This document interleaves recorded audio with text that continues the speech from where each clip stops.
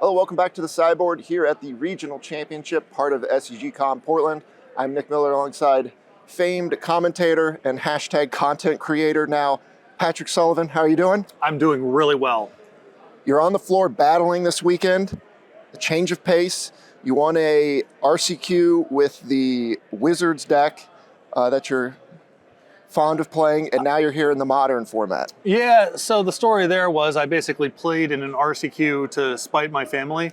Their behavior was not great, and I canceled a plan that we had on Saturday and decided to spend the morning instead playing an RCQ. So I picked up my trusty Pioneer Wizards deck. They had printed Slick Shot Show Off. That card's nice. So drove around to an RCQ right outside of Denver, about 30 people, and won that. So now I'm here.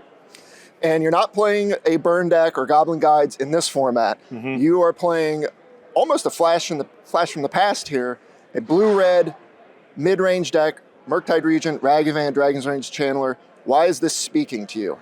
Well, I didn't really have the time or inclination to test very much. And so in that spot, I'm going to just play something that's in my wheelhouse or in my comfort zone. I know that I have a resume or reputation with burn, but in Legacy, I typically play Delver strategies, and this is pretty much the closest thing. I also thought it was a decent metagame call in some abstract sense because all the best decks play with creatures, and most of the best decks have some vulnerability to counterspells. They're trying to resolve something big. And so in a metagame where your creature removal is live and your counterspells are likely to be, better than what they look like, I think a deck like this is reasonable. Now, I know originally on the unbanning announcement, Twin was here, Mox Opal, all that stuff. You were toying with playing Twin. That didn't shake out. How come? The big thing here, I think, is open deck lists. I think it would be a different conversation if people didn't know ahead of time. You could talk about playing a little bit of Twin in your main deck or maybe even sideboarding it as far as a transformation package. But with open deck lists, the fact that because people are playing so many creatures, creature removal is kind of in all the decks. It just didn't quite work the right way. I'd rather just play better cards on raw rate than mess around trying to do some sort of Exarch Twin thing. Okay, let's take us through the suite here. We've got Alpha Counterspells, Alpha Lightning Bolts, and then we have some of the newer cards here. Expressive Iteration, this was all the rage, a few years ago. I almost forgot the card was in the format. Full four of these, and explain why. Well, you have a lot of interaction, and that has a habit of slowing the game down. And once the game is slowed down, this card's really, really powerful. It does underperform in the extreme matchups because you just don't have the time, and you really want to wait until you have 3 mana or you're at your third turn so you can just play a land as part of the selection suite. So a combination of, I expect the games to be kind of on a slower tenor than they usually are in Modern, with you have a lot of cheap interaction. Some of your interaction, in fact, costs 0. And so that's a really good way of getting the game into a spot where iteration can really shine. Creature Suite, Murktide Regent, Dragon Rage Channeler, Ragavan here. You've, of course, got a Snapcaster Mage and a Subtlety hanging out. You're looking to play a game where you control the board, accrue a little advantage, and then close the door with something like with a Murktide, I assume? Yes. And Murktide avoids a lot of the removal in the format, particularly in the black matchups where Fatal Push doesn't operate. It's also just pretty awesome on rate, and you have some backdoor ways to exile more stuff to kind of surprise people in combat. One, the Snapcaster Mage is part of your 4 one-ofs. Talk through each of these and why you included them. So remember open deck lists, so opponent knows about these one-ofs. Also with iteration, with Dragon's Rage Channeler, Preordained, Mishra's Bauble plus a shuffle effect, you have a lot of selection. Your one-ofs are not fake, like they do come up in the games. So some of it is, I kind of want one copy of this card, meets I want my opponent to be aware that there is one copy of this card in my deck and have to play around it accordingly. Subtlety is probably the top of the list in terms of even if I'm tapped out, it's possible that I have interaction that can blow up whatever you're trying to do. And the Snapcaster Mage, I think, is a powerful option to have. You pass with all your mana up, and now your range is not just the one-ofs, but one-ofs you've already played that Snapcaster Mage can potentially get back. Spell Snare has the added advantage of being especially good in a lot of the combo matchups as an answer specifically to Breach and a couple other cards as well. And so I want my opponent to have to play around these high leverage one-ofs. And also, because of all of the selection, you have some way of sculpting them in the matchups where they're good versus the matchups where they're bad. As a player that is known to turn some creatures sideways. I wanted to ask you, how come you didn't consider some of the other decks in the format? We see Boros Energy or the energy decks in general, one of the top dogs in the format, something you did not really consider. I don't want to look at the part of this is I just want to look at the cards in my hand and like them.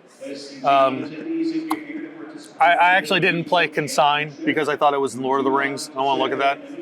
So I think the energy deck is strong, and I would expect it to be the most played deck in the tournament, and a lot of my sideboard is dedicated to picking up some percentage points there. But at the end of the day, if I'm going to get on an airplane and play in a big tournament, which I haven't done in 8 years or something like that, and not test also, I want to know the cards that I am playing with, and I want to like looking at them when they are in my hand. So that just excluded energy out of the gate. All right. How do you feel positionally with this deck? Because you know what the top dogs are. Yes.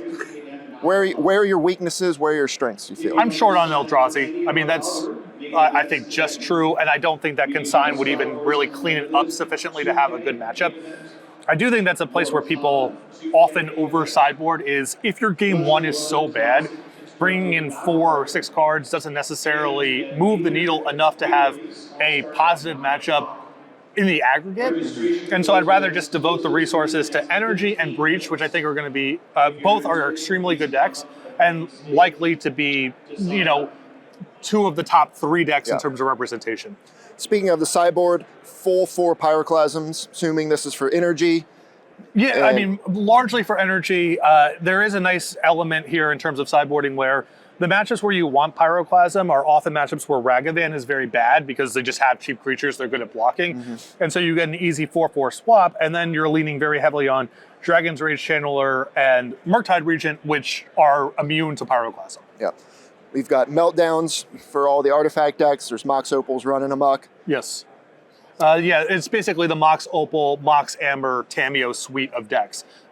Grinding Station Breach is like kind of the top of the list, but there's other decks out there that lean on those 12 cards. Yeah, and Annul, of course, cleaner answers for stuff like Breach, all the pieces in Breach. Specifically the card Breach. I think that people overestimate their ability to keep that card from resolving with soft counters. And my hope here is that I have a suite of creatures that can kind of constrain the timeline of the game.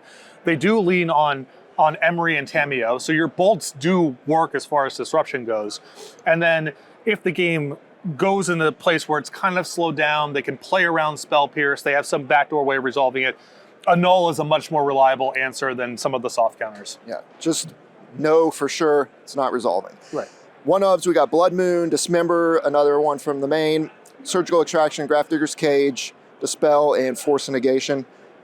Anything in particular you're targeting here, or just you want the most utility you can get? It is a lot of, they're high leverage one-ofs where the second copy is often bad, and there is a spread or an overlap with them where, again, with open deck lists, people have to play around both. Dispel and Force of Negation have a lot of overlap, but they are good in different spots, and I also, again, want my opponent to have to be playing around both of them at the same time, or know that they're taking a risk if they're ignoring one of them in a particular spot.